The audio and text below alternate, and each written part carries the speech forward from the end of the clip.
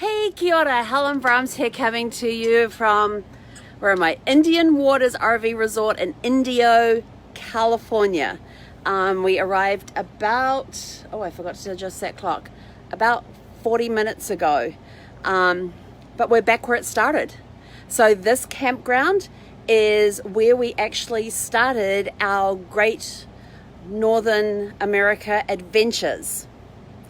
Not that it turned out anything like we had planned, but that's okay. That's the joy of RVing, is that you can be flexible.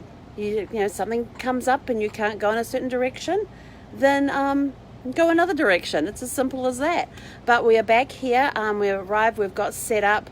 Like as soon as we parked, I got the sides out, raced outside, got the power plugged in first, so I get the ACs running.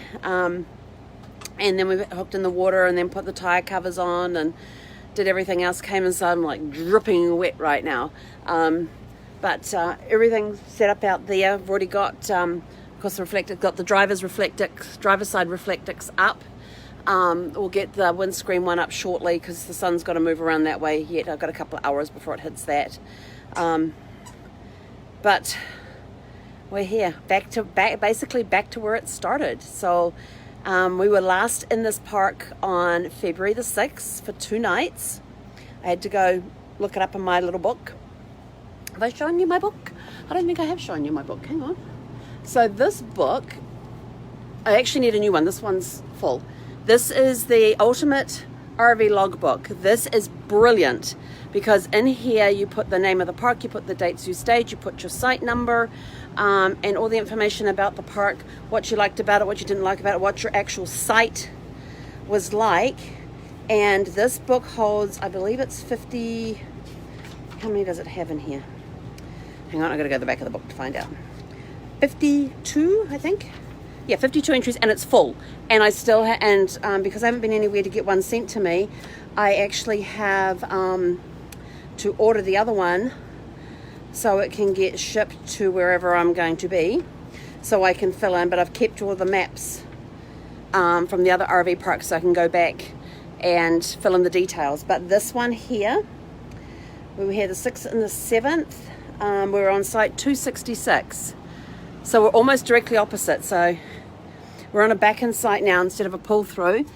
But see that one right there with that little tree and then that big tree, that concrete area, that's where we were last time, 266. And looking out Zephy's dirty window, that building down there with the orange roof, that's where toilets, showers, laundry is. And then, I don't know if you can see it, but see that fence with all those trees right there? That's the dog park that Zephy loves. It's a basin and she just runs circles. She gets about halfway down the hill and it's just a very gentle slope. Gets halfway down the hill and just goes nuts, just running around and around and around in circles. And sometimes she'll go up and down the sides and speed around, but she loves that dog park. So that was one. So when I saw this one was available, I thought, yeah, we'll go back there. Of course, I forgot to check what the temperatures were going to be when we... So yes, this was actually park number 24 that we had stayed in. Up in some of the ones we had repeated. We have repeated a few parks and stuff. But that booklet is really good because you log in, like I said, the name of the park, what amenities they have here as far as like, do they have laundry? Do they have baths, showers? Do they have a playground? Do they have horseshoes? Do they have shuffleboard? What activities do they have here? Do they have a community hall? Do they have planned activities on? Some places will have bingo. Some will do coffee and donuts every morning, that sort of stuff. And then you have the information about your particular site. And it isn't in the logbook, but I put in there anyway, is that when I'm parked, which way am I facing?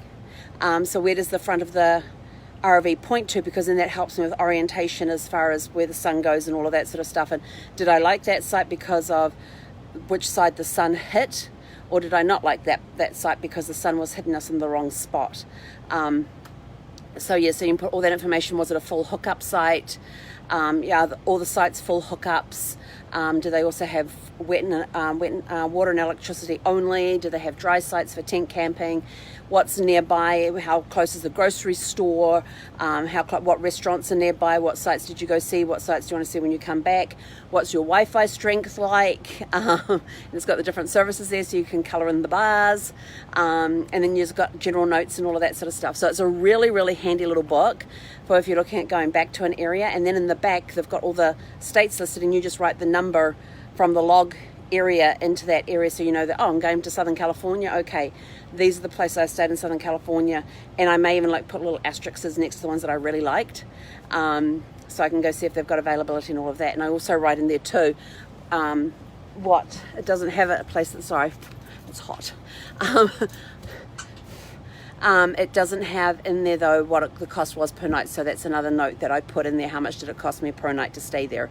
So if I go back again, did the price go up, did the price drop, that sort of thing. So it's hot. It's 106 degrees outside right now, but it's 94 inside, and I'm sitting near the front AC. I haven't gone near the back AC. I don't even know if it's putting out hot air, cold air. I don't know if it's rated itself or what. But we're here, and so when you're driving an RV, you kind of have, and especially when you're by yourself and you only have a dog to talk to, you have some interesting conversations with yourself, and you pick up things along the way, and just start having these conversations about things. Like we stopped at, I can't remember where the rest area was because I forgot to write my little list, and so I thought, oh, there's a place coming up, and they've got truck parking and all of that, so I figured, we'll go off there, we'll have a quick break. And I pulled off, and it was the same exit where they have General Patton's Museum, which was completely closed and shut down. You couldn't even get into the parking area. They have logs and rocks across the entry into the parking area there. But across from the parking area for the museum, they had this nice big area that said no truck parking. I thought, I'm not a truck. So I just pulled up and then backed up, because if I went down to where all the gas station was and all of that, I would have got tied up in the traffic. And I thought, no, I'm just going to sit here, because I just needed a bathroom break, rehydration break, to fill up my water bottle. Needed a bit of sustenance as well, because I could feel myself flagging, so I had to get some protein in me. Had a good protein shake with some coconut milk, so I got the electrolytes, and then we got back on the road. But after we got back on the road, we're driving along there, and then the sign comes up, of course it says rest area 2 miles, and I'm like, too late, we've had our rest, we're good. So we go on past that, we just get past that rest area, and I see, and you know how they have the creek beds, the river beds and all that sort of stuff, and they've all got different names. The first one we came across had sad gulch. And I'm like, huh, why are you sad? Do you not have any water? And then we come across, and then the next one we go across is happy gulch, and I'm like, well, what's the difference between you two? You both got dry beds. And so, and of course, as soon as I passed the sad one, I started going, don't worry, be happy. And I started singing that as we're going along. Then get to the happy one and go, you need to go talk to the sad one and boost his mood up. Then the next one I come across says cactus wash. And I'm like, who the hell washes cactus? This is stuff that pops into your head while you're driving along the freeway with nothing but road stretched out and for miles in front of you. And I'm going, cactus wash? Who the hell washes cactus? And why would a cactus want washing anyway? They're a dry area plant. And then the next one I come across says west cactus wash. And I'm like, well, what about north, south and east? So then my thought, my brain was going, okay, so now the west cactus wash is discriminating against north, south and east cactus, because they've all got, and so the north, south, east and west cactus can all wash in the cactus wash, but only the west cactus can wash in the west cactus. So these are musings that you have while you're driving. Just things just trigger off the imagination, and off you go on a tangent. And of course I'm telling Zeffie all this, and she just like looks up at me, puts her head back down and goes back to sleep. So those were our musings for today. We had a happy gulch and a sad gulch, and then we had the cactus wash and the west cactus wash. I still can't figure out who washes cactuses or why they would want to wash them anyway. But anyway, we're here, we're set up, the AC's going. I'm sitting here, I can just get in the slight breeze from it. It'll take it a while to cool everything down. I've got it on speed, what we call the speed vents, and that's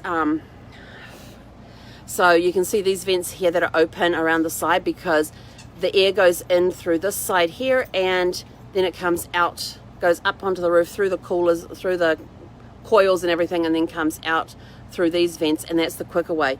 With these duct vents here, when you get the sun coming in on the roof and everything, it actually heats up all those ducts, and you can see we've got quite a few of them. So the first thing I did before I even went outside and put the power on is I went through and I closed all of them because I didn't want any hot air coming out through those.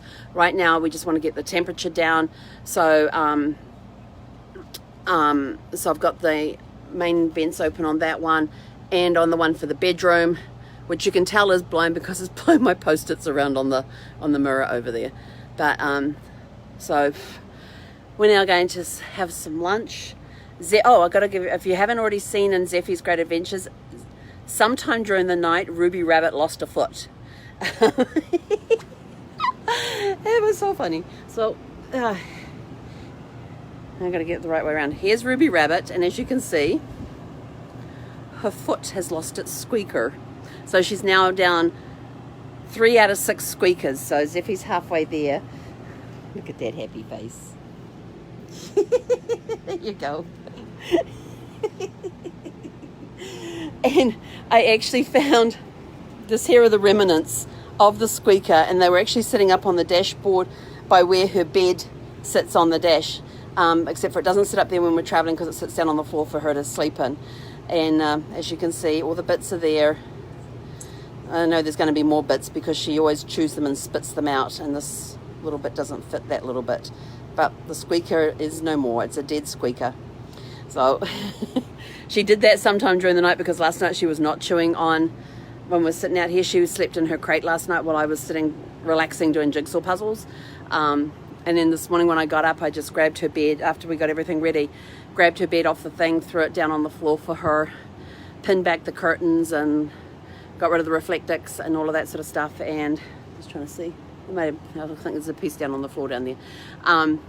So I didn't even notice it tucked into the edge of the dashboard until I went to put a bed up there when we got here, and I was like, what the heck's this? And I'm like, I looked at her and I said, did Ruby lose a foot last night? And she's just like crazy dog. But yes, she was going fishing for ice cubes in her water earlier.